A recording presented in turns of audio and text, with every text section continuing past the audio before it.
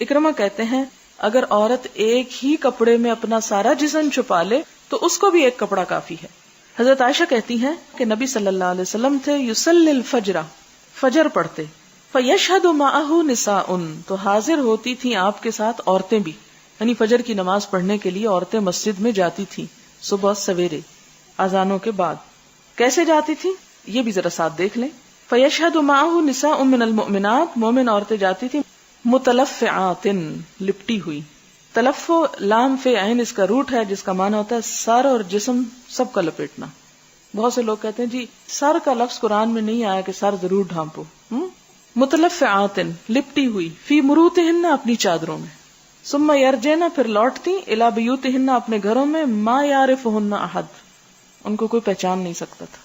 اس سے آپ دیکھ لیں کہ کیسا پردہ تھا.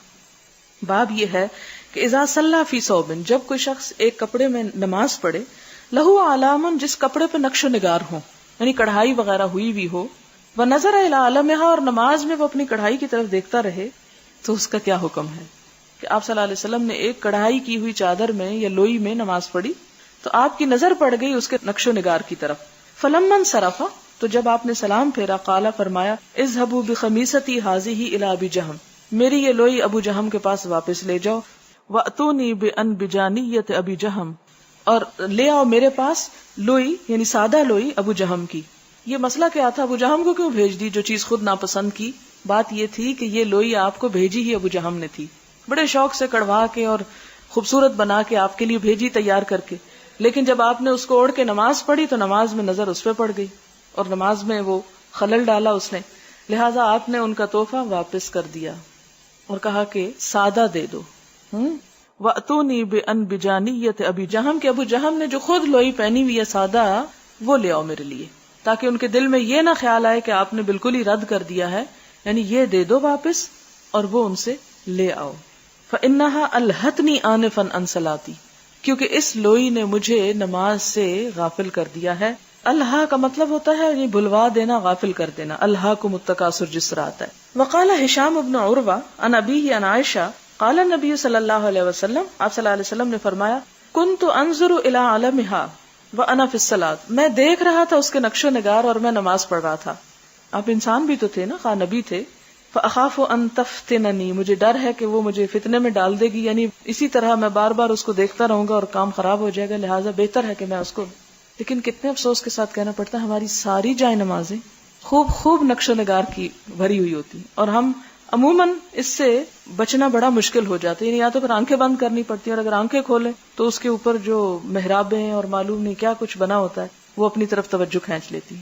تو اس سے کیا پتا چلتا ہے کہ پلین شیٹ پہ نماز پڑھنا زیادہ بہتر ہے بنسبت اس کے کہ انسان لال پیلی جائے نمازوں پہ پڑھے. لیکن اب جو آ چکی ہیں اور چل رہی ہیں، یا تو ان پہ کوئی کپڑا ڈالیں یا پھر ان کو کم دیکھیں.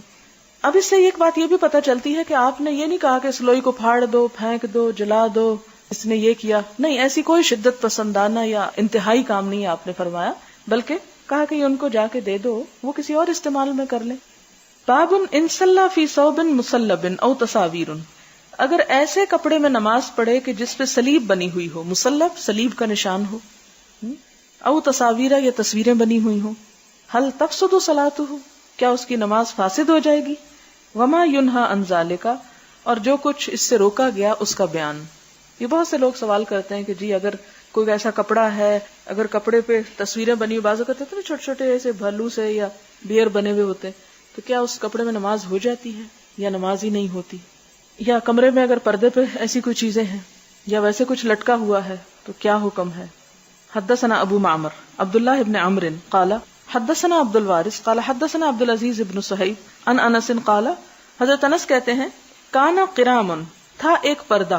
پردہ قرام جو ہوتا ہے نا، یہ باریک اون کا پردہ ہوتا ہے جیسے نیٹ قسم کا.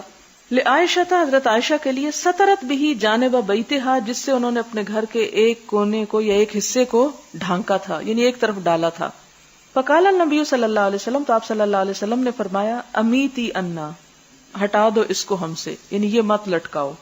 قرام کی ہذا، اپنا یہ پردہ ہم سے ہٹا دو، یعنی اس کو نہیں لگاؤ. فإنه لا تزال تصاویرہ تعرض فی صلاتی، کیوں؟ اس لیے کہ اس کی تصویریں مسلسل میری نماز میں آنکھوں میں گھومتی ہیں. یعنی میں جب نماز پڑھتا ہوں تو یہ تصویریں مجھے اپنے سے غافل کر لیتی ہیں اور میرے آنکھوں کے سامنے گھومتی رہتی. یعنی آپ دیکھیں بعض اوقات کوئی چیز آپ دیکھتے ہیں تو اس کا جو ایک پرنٹ عکس بن جاتا ہے آپ کے دماغ میں, تو آپ نہ بھی دیکھ رہے ہو تو وہ عکس آپ کو نظر آتا رہتا ہے. تو آپ نے فرمایا کہ ایسی چیز مت لگاؤ کہ جس سے نماز میں کسی قسم کی ڈسٹریکشن ہو. یہاں صلیب کا لفظ نہیں آیا حدیث میں, لیکن صلیب کا بھی وہی حکم ہے جو تصاویر کا ہے. اور کتاب اللباس میں ایک اور حدیث آتی ہے کہ آپ صلی اللہ علیہ وسلم اپنے گھر میں کوئی ایسی چیز نہ چھوڑتے جس پر صلیب بنی ہوئی ہوتی تھی. یعنی صلیب کا کوئی ڈیکوریشن پیس یا کوئی چیز آپ کے گھر میں نہ ہوتی تھی. کیوں؟ اس لیے کہ وہ ایک مذہبی علامت ہے, ایک شعار ہے, ایک پہچان ہے.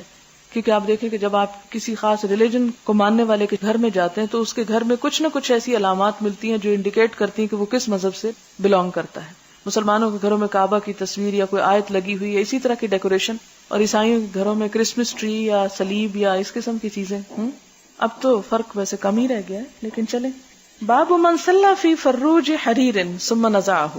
اگر کوئی, فروج کہتے ہیں کوٹ کو, کوئی اگر ریشمی کوٹ میں نماز پڑھے اور پھر اس کو اتار دے, ریشم کا کوٹ یا ریشم کا چغا. حدثنا عبداللہ ابن یوسف قال حدثنا اللیث عن یزید عن ابی الخیر عن عقبۃ بن عامر قال اہدی الی النبی صلی اللہ علیہ وسلم فروج حریر. آپ صلی اللہ علیہ وسلم کو ریشم کا کوٹ دیا گیا ہدیے کے طور پر, یعنی آپ کو کہیں سے بطور گفٹ ملا. فلبسہ, تو آپ نے اس کو پہنا. فصلی فیہ, اس میں نماز پڑھی. ثم انصرف, پھر سلام پھیرا. فنزعوا نزعا شدیدا, تو کھینچ کے اسے اتار دیا. کل کارہ, جیسے سخت ناپسند کرنے والے. لہو, اس کو. وقال لا ينبغي هذا للمتقین, ایسا لباس متقین کے لیے زیبا نہیں. اور شاید آپ نے پہن اس لیے لیا ہوگا کہ اس وقت ریشم حرام نہیں ہوا ہوگا مردوں پر. اس کے بعد تو واضح طور پر آپ نے ریشم اور سونے کو ہاتھ میں لے کے فرمایا تھا یہ میری امت کی عورتوں کے لیے حلال ہے لیکن مردوں کے لیے حرام ہے. کیوں؟ اس لیے کہ ریشم پہننے سے انسان کے اندر اسی قسم کے نازک جذبات پیدا ہوتے ہیں, جبکہ مردوں کی طبیعت میں ایسی خشونت ہونی چاہیے جو جہاد کے لیے, اور دلیری ان کے اندر ایک بہترین وصف ہونا چاہیے. مردوں کو عورتوں کی مشابہت کرنے سے منع کیا گیا ہے, ورنہ مرد اور عورت کا فرق ہی نہیں رہے گا. اور یہ فرق اللہ تعالیٰ نے دونوں کے لیے اٹریکشن کا باعث رکھا ہے, اور اگر یہ فرق ختم ہو جائے تو ان نیچرل چیز ہو جاتی ہے. تو اس لیے آپ نے دونوں کے درمیان فرق قائم رکھنے کے لیے ایک کے لیے حلال اور دوسرے کے لیے حرام. اور ویسے بھی اگر حلال ہو جاتا مردوں کے لیے تو شاید عورتوں کا حصہ اور تھوڑا ہو جاتا.